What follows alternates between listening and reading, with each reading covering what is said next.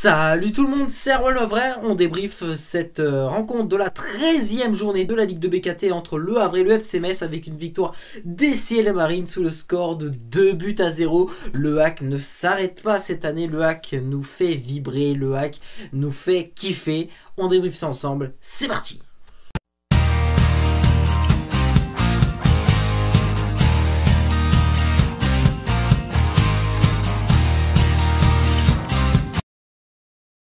C'est parti donc pour le bref de la rencontre, une rencontre qui s'est disputée hier soir à 20h45 au stade Océane du Havre avec pas moins de plus de 11 000 supporters à l'intérieur du stade Océane. Pour dire, c'est très rare ces dernières années d'avoir plus de 10 000 supporters au stade Océane et surtout un lundi soir. Franchement, c'est magnifique. La seule fois cette année qu'on a réussi à faire plus de 10 000 supporters, c'était lors du derby face au Stade Malherbe de Caen. Là, on a réussi à faire ça contre Metz, qui n'est pas un énorme adversaire cette année, puisqu'ils ont un petit peu de difficulté. Malgré tout, ils étaient quand même en Ligue 1 la saison dernière, donc il y a quand même une hype autour de Metz. Mais la hype principale, c'est quand même que le hack joue très très bien cette année. En tout cas, le match commence. C'est le hack qui prend directement les devants avec un but de Gauthier Lloris à la 10e minute de jeu. À la mi-temps, c'est le hack qui mène un but à 0.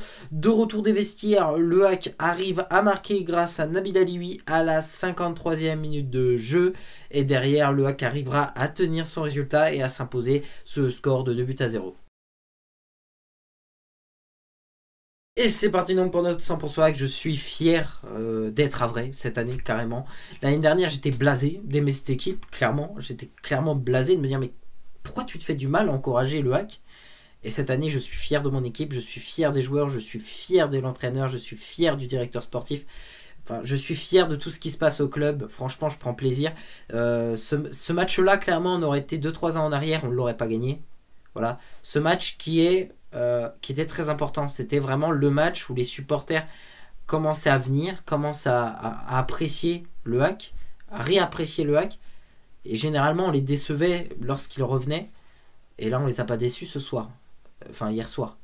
Hier soir, on les a séduits. Hier soir, on a fait plaisir au public. Hier soir, on a apporté 3 points.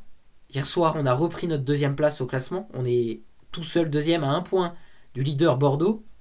Enfin, franchement, c'est magnifique. Aujourd'hui, on peut espérer peut-être quelque chose dans le futur. Faut pas s'enflammer, comme je dis. Faut rester concentré sur nos matchs. Et puis, si tu gagnes les matchs, les belles choses arriveront par la suite. Et quand je parle de belles choses, je suppose que vous savez de quoi je parle, mais il ne faut pas penser forcément à ça. Il faut penser au match. Parce que si tu gagnes les matchs, le classement, tu es forcément devant. Si tu gagnes, tu es devant. Il faut penser à gagner les matchs. Et c'est ce que le hack est en train de faire. Le hack gagne les matchs. Quand le hack ne gagne pas, il y a un match nul de temps en temps à l'extérieur. On a eu un nul à Dijon, un nul à Rodez dernièrement, qui aurait pu se transformer par une victoire. Mais on a eu un nul, on a quand même gagné 1 point. Malgré tout, on gagne des points, voilà. Et puis le hack, c'est quand même magnifique. Hein. On n'a quand même pas perdu depuis la 2e journée de Ligue 2 face à Valenciennes, les gars. On n'a pas perdu depuis la 2e journée. C'est magnifique.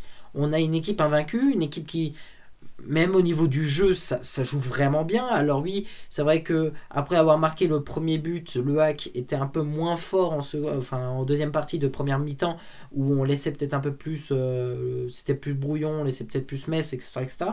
Mais voilà, c'est correct. Franchement, c'est correct. On a dû pallier quand même au départ, à l'absence de Yann Kitala blessé. On a eu Jamal qui n'était pas encore à 100% de sa forme, qui n'est pas parti titulaire hier soir. C'était Nabil Alioui dans l'axe qui est parti titulaire. Enfin, le hack a été vraiment solide malgré tout, malgré l'absence de Yann Kitala. On a réussi à gagner ce match et on est 2e de Ligue 2, on peut le dire. Et je prends vraiment plaisir. Donc voilà, il ne nous reste plus qu'un seul match, les gars, avant la trêve Coupe du Monde. Et j'avais dit quoi? Si le hack se retrouve dans le top 2 avant la trêve Coupe du Monde, pour moi, on a réussi notre première partie de saison. Faut réussir encore. Faut déjà réussir à poursuivre sur ce dernier match. Tout ce qu'on a fait, faut réussir à le faire sur le dernier match avant la trêve Coupe du Monde. Le déplacement à QRM. Un derby. Le derby de Seine-Maritime en plus. Donc il y aura du monde qui feront le déplacement. Et franchement, si on gagne ce match, on est sûr d'être deuxième. Minimum, au pire des cas, on serait deuxième. C'est beau ça. Ça serait beau de partir en trêve Coupe du Monde en étant deuxième, en n'ayant eu qu'une seule défaite. Ça serait magnifique. C'est pas encore fait, il faut faire le travail. Mais voilà. Alors attention, hein, le match contre QRM n'aura pas lieu ce week-end. Malheureusement, j'aurais tellement voulu que ce match il se déroule ce week-end pour se dire au moins la Ligue 2, on peut souffler.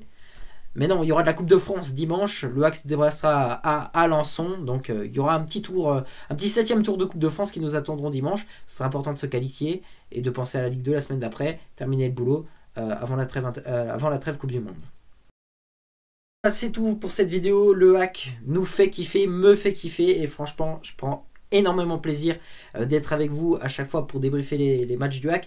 Et je prends encore plus plaisir quand le hack tourne bien parce que c'est magnifique tout simplement de vous retrouver pour annoncer des bonnes nouvelles, pour parler du bon jeu, pour parler des bonnes choses. Je préfère ça que de parler de la négativité des saisons précédentes. Mais en tout cas, c'est comme ça. Voilà.